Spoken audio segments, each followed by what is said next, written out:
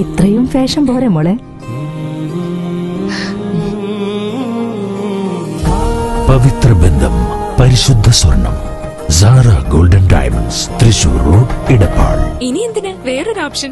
വയനാട്ടിന്റെ പുനരധിവാസം ലോകത്തിന് മാതൃകയാകുമെന്ന് CPM സംസ്ഥാന സെക്രട്ടറി MV ഗോവിന്ദൻ മാസ്റ്റർ അഭിപ്രായപ്പെട്ടു. വയനാട്ടിൽ ലോകത്തിന് മാതൃകയാകുന്ന പുനരധിവാസം സാധ്യമാക്കുമെന്ന് CPM സംസ്ഥാന സെക്രട്ടറി MV ഗോവിന്ദൻ മാസ്റ്റർ അഭിപ്രായപ്പെട്ടു.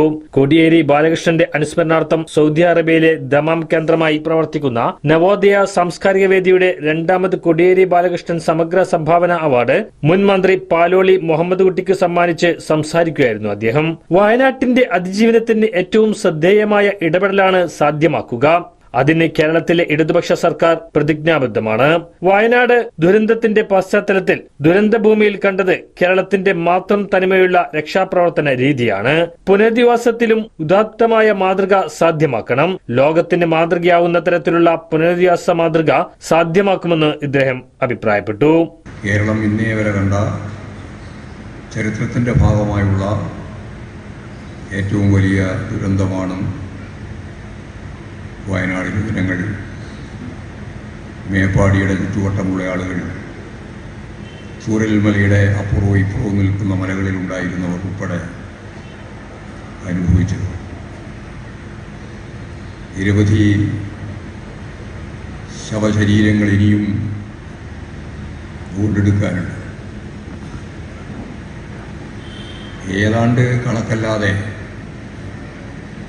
കൃത്യമായൊരു കണക്ക് തന്നെ പറയാൻ സാധിക്കുന്നില്ല.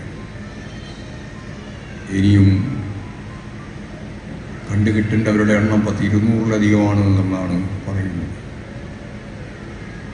ഒരു പ്രദേശം മുഴുവൻ തകർന്നിരിക്കുകയാണ്. യഥാർത്ഥത്തിൽ ഉരുൾപൊട്ടലിൻ്റെ ഒരു 7 കിലോമീറ്ററിൻ്റെ ഇപ്പുറമാണ് ഏറ്റവും വലിയ നാശനഷ്ടം ഉണ്ടായത്. ആൾവാസമില്ലാത്ത കേന്ദ്രത്തിൽ നിന്നാണ് ഉരുൾപൊട്ടിയത്. അവിടെയുള്ള വെള്ളവും മരവും കല്ലും മണ്ണും എല്ലാം ഒഴുകി താഴെ താഴ്വാരത്തിലേക്ക് ഒഴുകിയെത്തുകയും അതിന് മുഴുവൻ താങ്ങാൻ ശേഷിയില്ലാത്ത വീടും അതിൻ്റെ ഭാഗമായിട്ട് മുഴുവനും അതിൻ്റെ ഒപ്പം ഒഴുകിപ്പോവുകയും അവർക്കെല്ലാം അപ്പുറവും ഇപ്പുറവും കടക്കുന്നതിന് വേണ്ടിയിട്ടുണ്ടായിരുന്നൊരു വലിയ പാലം, ആ പാലം തകർന്നു പോവുകയും ചെയ്തതോടെ ദുരിതാശ്വാസ പ്രവർത്തനം തന്നെ വലിയ പ്രതിസന്ധിയിലായി. ഈ കേരളം അഭിമുഖീകരിച്ച ഈ ദുരന്തത്തിൽ നിന്ന് ഈ ജനതയെയും ആ ദുഃഖം അനുഭവിച്ചുകൊണ്ടിരിക്കുന്ന മുഴുവൻ ആളുകളെയും, രക്ഷപ്പെട്ടു നിൽക്കുന്നവരെയും ഉൾപ്പെടെ സ്വാതന്ത്ര്യപ്പിക്കണമെന്ന ഏക ഉന്നം വെച്ചുകൊണ്ടാണ് സഖാവ് പിണറായി കേരളത്തിന്റെ മുഖ്യമന്ത്രി അതിനെ നയിച്ചത്. ആധുനിക കേരളത്തിന്റെ സൃഷ്ടിക്ക് വിപ്ലവകരമായ ഇടപെടൽ സാധ്യമാക്കിയ നേതാവാണ് കോടിയേരി ബാലകൃഷ്ണനെന്നും ഇദ്ദേഹം അനുസ്മരിച്ചു. ആധുനിക കേരളം ആഗ്രഹിക്കുന്ന തരത്തിൽ പാർട്ടിയെയും സംസ്ഥാന ഭരണത്തെയും കോടിയേരി മുന്നോട്ട് കൊണ്ടുപോയിരുന്നു എന്നും ഗോവിന്ദൻ മാസ്റ്റർ അഭിപ്രായപ്പെട്ടു.